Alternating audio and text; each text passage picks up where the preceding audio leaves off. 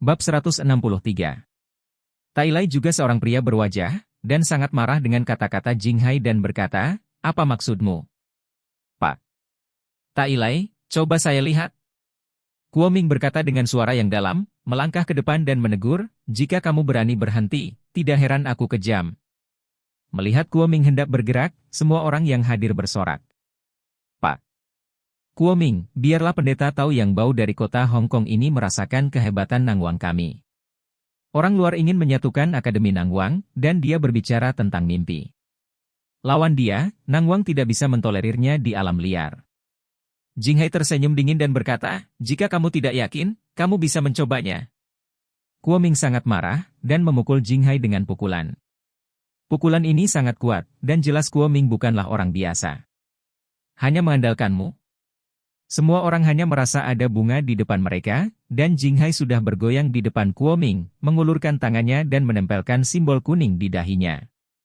"Postur yang cepat," Warnia berkata dengan heran. Dan Kuo Ming kaku seolah-olah dia terkena mantra penahan, hanya matanya yang bisa berbalik, menunjukkan kepanikan. Jinghai menjadi tenang, sedikit tersenyum, dan tiba-tiba dimarahi. "Turun!" Berdebar. Seolah mendengar perintah itu, Kuo Ming tiba-tiba jatuh ke tanah, merangkak. "Pak Kuo Ming!" Tailai menarik napas dan berteriak cepat. Kerumunan di sekitarnya saling memandang, semuanya kaget. Dengan tipuan seperti itu, Kuo Ming bahkan tidak punya ruang untuk melawan. Betapa kuatnya ini!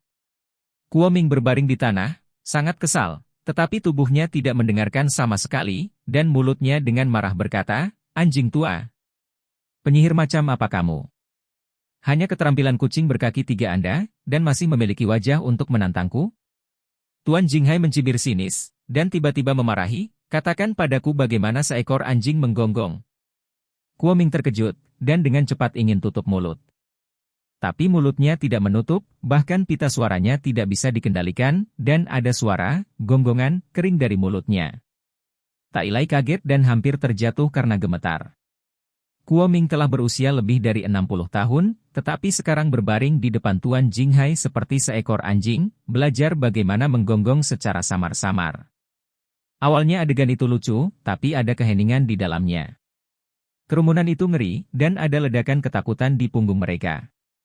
Jinghai benar-benar mengalahkan 2 master berturut-turut dalam waktu kurang dari 10 menit. Seberapa kuat ini? Teknik boneka, ini adalah teknik boneka Xiangxi yang telah lama hilang. Feng Weibao bergumam, ekspresinya kaget. Setelah dia selesai berbicara, nafas dingin tiba-tiba terdengar di lapangan. Teknik boneka diturunkan dari Xiangxi. Ini pada awalnya adalah teknik rahasia yang diturunkan dari nenek moyang pengejar mayat, tetapi sekarang telah hilang. Tanpa diduga, mereka bisa menyaksikannya dengan mata kepala sendiri. Ini cukup untuk menunjukkan bahwa Taoisme Jinghai tidak dapat diprediksi, dan orang-orang di sini tidak dapat menandinginya. Bab 164. Kuo Ming masih terbaring di tanah, wajahnya memerah karena malu, tetapi dia tidak bisa mengendalikannya sama sekali, dan dia bahkan ingin mati. Jinghai melambaikan tangannya, dan Kuo Ming tiba-tiba menjadi lembut dan jatuh langsung ke tanah, sangat malu. "Apa, Tuan Kuo Ming, apakah Anda yakin?" Solmon tertawa.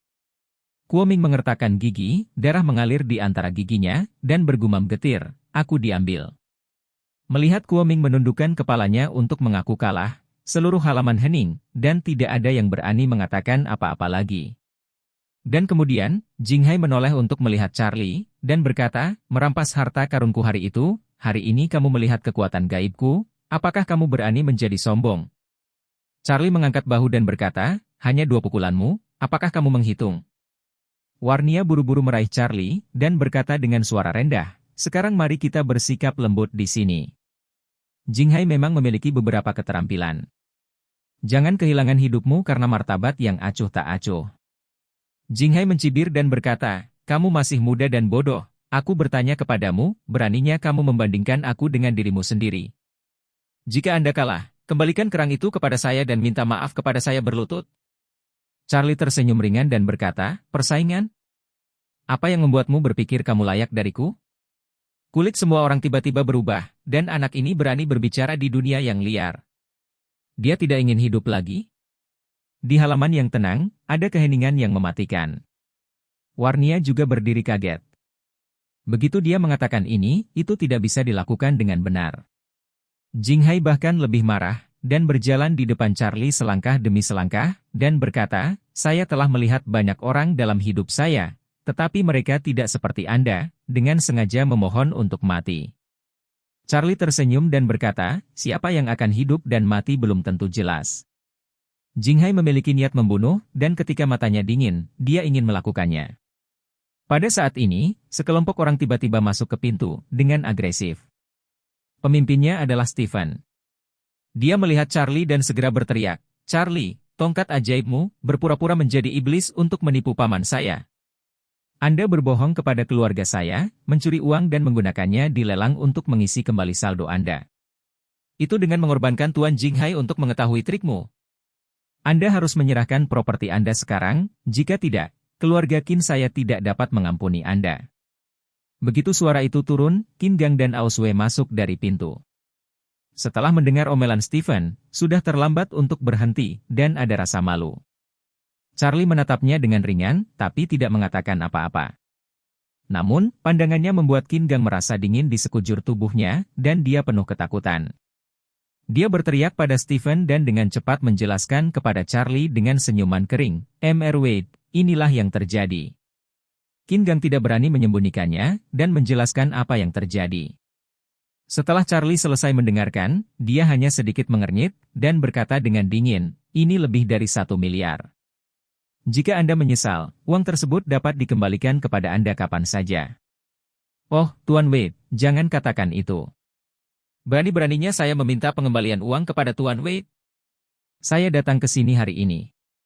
Qinlah yang mengagumi prestise guru ya untuk waktu yang lama dan ingin melihatnya. Qin Gang tidak tahu apakah Charlie mampu atau berpura-pura, tetapi dia juga dianggap orang yang pintar, jadi dia tidak akan langsung memalingkan wajahnya dengan Charlie. Meskipun dia memujinya, dia ragu-ragu di dalam hatinya.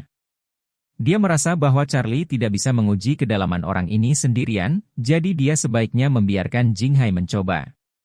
Jika Charlie menunjukkan kakinya di depan Jinghai, maka secara alami dia tidak akan sopan padanya, dan berapa banyak uang yang dia keluarkan, bahkan keuntungan harus dimuntahkan dari mulutnya. Jadi dia mencibir pada Charlie sendiri dan yang lainnya, kalau begitu aku tidak akan mengganggu tuannya. Saya akan membicarakannya nanti.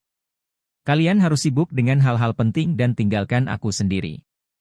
Stephen ingin berbicara dengan marah, tetapi Qin Gang memelototi dengan keras, dan dia tidak berani berbicara lagi. Ketika Jinghai melihat ini, dia tersenyum pada Qin Gang dan berkata, kamu baru saja datang ke sini.